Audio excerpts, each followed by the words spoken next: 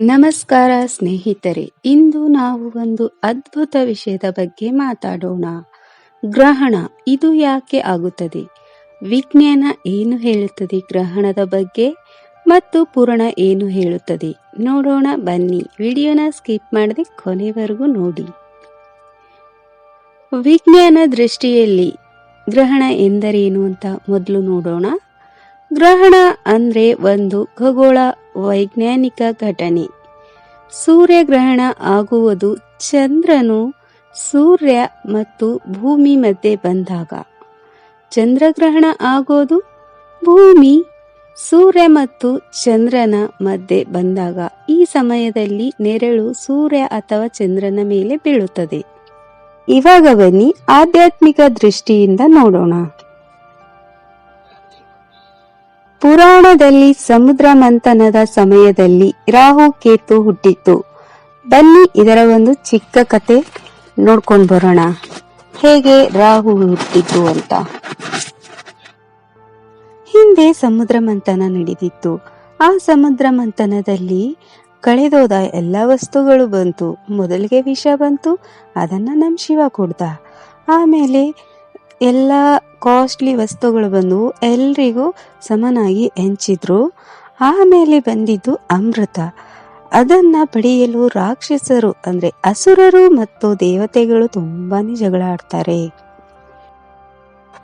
ಸಮುದ್ರ ಮಂಥನದಿಂದ ಅಮೃತ ಬಂದಾಗ ದೇವತೆಗಳು ಮತ್ತು ಅಸುರರು ಕಚ್ಚಾಡ್ಬೇಕಾದ್ರೆ ಅಲ್ಲಿದ್ದ ಒಬ್ಬ ಅಸುರ ಆ ಅಮೃತ ಕಳಶವನ್ನು ಎತ್ತಿಕೊಂಡು ಹೋಗ್ತಾನೆ. ಆವಾಗ ವಿಷ್ಣು ದೇವರು ಮೋಹಿನಿಯ ರೂಪವನ್ನು ಧರಿಸಿಕೊಂಡು ಆ ಅಸುರನಿಗೆ ಮೋಹಿತ ಮಾಡಿಬಿಟ್ಟು ಕಳಶ ಮತ್ತೆ ಆ ಅಸುರನನ್ನು ತನ್ನ ನಡೆದ ಸ್ಥಳಕ್ಕೆ ಕರೆದುಕೊಂಡು ಬರುತ್ತಾಳೆ. ಬಂದು ಇಬ್ಬರಿಗೂ ಸಮಾನವಾಗಿ ಹಂಚ್ತೀನಿ ನಾನು, ಯಾವುದೇ ಮೋಸ ಇಲ್ಲ ಅಂತ ಹೇಳ್ತಾರೆ. ಆವಾಗ ದೇವರುಗಳು ಮತ್ತೆ ಅಸುರರು ಇಬ್ರು ಲೈನ್ ಸರಿ ನಿಂತ್ಕೊಳ್ತಾರೆ. ಆವಾಗ ಮೋಹಿನಿ ದೇವತೆಗಳಿಗೆ ಮೊದಲು ಅಮೃತನ ಹಂಚಕ್ಕೆ ಸ್ಟಾರ್ಟ್ ಮಾಡ್ತಾಳೆ. ಆವಾಗ ಇಲ್ಲಿದ್ದ ರಾಕ್ಷಸರಿಗೆ ಡೌಟ್ ಬರುತ್ತೆ, ಈ ಅಮೃತ ದೇವತೆಗಳಿಂದ ಸ್ಟಾರ್ಟ್ ಆಗ್ತಾ ಇದೆ, ನಮ್ಗೆ ಉಳಿಯುತ್ತೋ ಇಲ್ಲ ಅಂತ ಹೇಳ್ಬಿಟ್ಟು ಸರ್ವಭಾನು ಎಂಬ ರಾಕ್ಷಸ ಏನ್ ಮಾಡ್ತಾನೆ, ದೇವತೆಗಳ ವೇಷ ಹಾಕೊಂಡ್ಬಿಟ್ಟು ಅವ್ರ ಲೈನಲ್ಲಿ ಬಂದು ನಿಂತ್ಕೊಳ್ತಾನೆ. ಅವಾಗ ಮೋಹಿನಿ ಅವನಿಗೂ ಅಮೃತ ಕೊಡ್ತಾಳೆ. ಅವನು ಕುಡ್ದಿರ್ತಾನೆ. ಕುಡ್ದಿದ್ಮೇಲೆ ಅದನ್ನ ಕಂಡ ಸೂರ್ಯದೇವ ಮತ್ತೆ ಚಂದ್ರ ಇಬ್ರು ಇವನು ಅಸುರ ದೇವತೆ ಅಲ್ಲ ಅಂತ ಮೋಹಿನಿಗೆ ಹೇಳಿದಾಗ ವಿಷ್ಣು ದೇವರು ತುಂಬಾನೇ ಕೋಪಗೊಂಡು ಮೋಹಿನಿ ರೂಪದಿಂದ ನಾರಾಯಣನ ಅವತಾರಕ್ಕೆ ಬಂದು ಅವರ ಸುದರ್ಶನ ಚಕ್ರದಿಂದ ರಾಹುವಿನ ಕುತ್ತಿಗೆಯನ್ನು ಕಡಿತಾರೆ. ಆದ್ರೆ ಅಷ್ಟೊತ್ತಿಗೆ ಅವನು ಅಮೃತ ಕುಡಿದಿದ್ದ, ಅದಕ್ಕೆ ಅವನು ಅಮರನಾದ. ಅವನ ದೇಹ ಭಾಗ ಕೇತು ಆಯ್ತು, ಮತ್ತೆ ತಲೆ ಭಾಗ ರಾಹು ಆಯ್ತು. ಇವಾಗ ಕೇತು ರಾಹುಗೆ ತುಂಬಾ ಕೋಪ ಬರುತ್ತೆ. ಸೂರ್ಯಚಂದ್ರರ ಕಾರಣದಿಂದ ನನ್ನ ಕುತ್ತಿಗೆಯನ್ನು ಕಡಿಯಲಾಯಿತು ಅಂತ ಹೇಳ್ಬಿಟ್ಟು ಅವರಿಬ್ಬರನ್ನ ನುಂಗಲು ಹೋಗ್ತಾನೆ. ಪುರಾಣಗಳ ಪ್ರಕಾರ ಇದೇ ಗ್ರಹಣ. ಅದರದ್ದು ಒಂದು ಸುಂದರವಾದ ವಾಕ್ಯ ಹೇಳ್ತೀನಿ. ರಾಹು ಕೇತು ಸೂರ್ಯಚಂದ್ರರನ್ನು ಹಿಡಿದು ನುಂಗಲು ಬರುವುದೇ ಗ್ರಹಣ ಅಂತಾರೆ.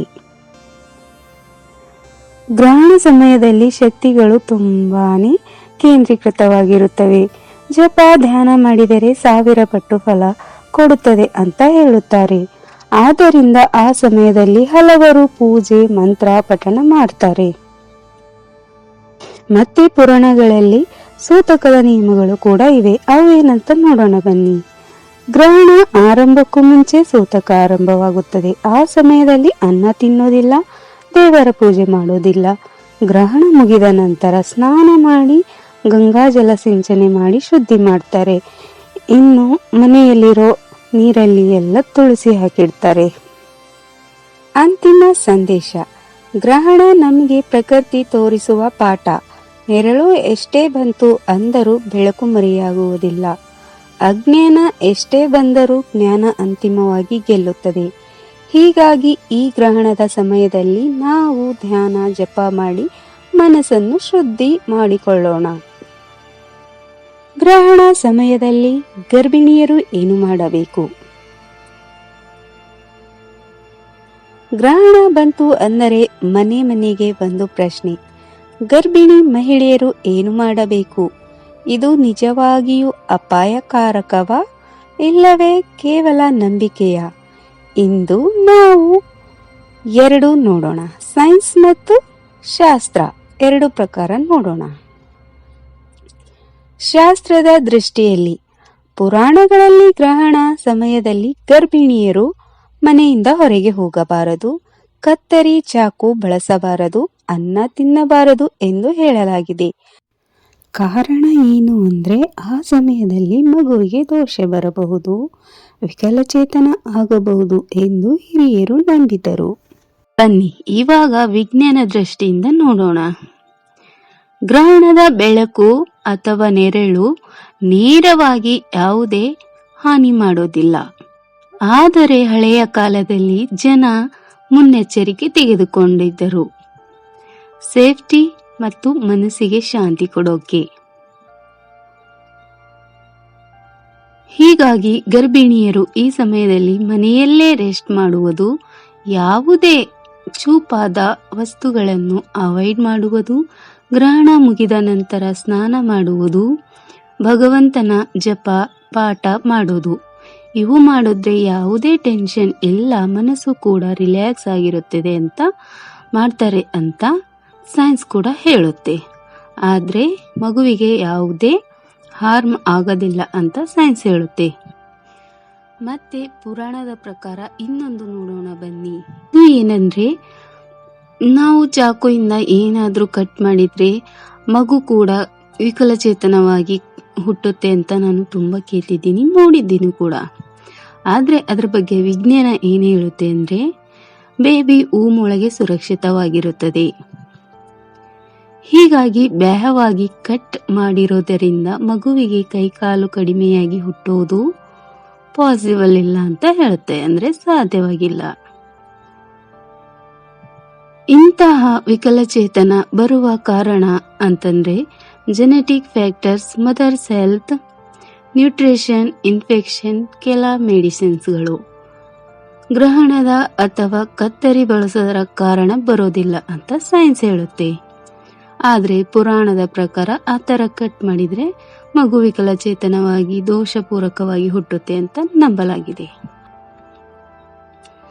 ಹಳೆಯ ಕಾಲದಲ್ಲಿ ಜನರಿಗೆ ಮೆಡಿಕಲ್ ನಾಲೆಜ್ ಅಂದ್ರೆ ವೈಜ್ಞಾನಿಕ ಜ್ಞಾನ ಕಡಿಮೆ ಇತ್ತು ಅಂತ ಹೇಳ್ತದೆ. ವಿಕಲಚೇತನ ಬಂದಾಗ ಕಾರಣ ಗೊತ್ತಾಗದಿದ್ದರಿಂದ ಅದನ್ನು ಗ್ರಹಣ ದೋಷ ಅಂತ ಎಕ್ಸ್ಪ್ಲೇನ್ ಮಾಡ್ತಿದ್ದರು. ಅದಕ್ಕಾಗಿ ಮುನ್ನೆಚ್ಚರಿಕೆ ಹೆಸರಿನಲ್ಲಿ ಕತ್ತರಿ ಚಾಕು ಬೇಡ, ಹೊರಗೆ ಹೋಗಬೇಡ ಅಂತ ಹೇಳ್ತಿದ್ದರು. ಇದರಿಂದ ಮೆಂಟಲ್ ಪೀಸ್, ಮಾನಸಿಕ ಶಾಂತಿ ಸಿಗುತ್ತದೆ ಅಂತ ನಂಬಿದರು ಅಂತ ಸೈನ್ಸ್ ಹೇಳುತ್ತದೆ. ಹಳೆಯ ಕಾಲದ ಇನ್ನೊಂದು ನಂಬಿಕೆ ನೋಡೋಣ. ಗರ್ಭಿಣಿ ಮಹಿಳೆ ಗ್ರಹಣದ ಸಮಯದಲ್ಲಿ ಸ್ಟ್ರೇಟ್ ಆಗಿ ಮಲಗುವುದು ಮತ್ತೆ ನೆಲದ ಸಂಪರ್ಕ ಬರಬಾರದು ಎಂದು.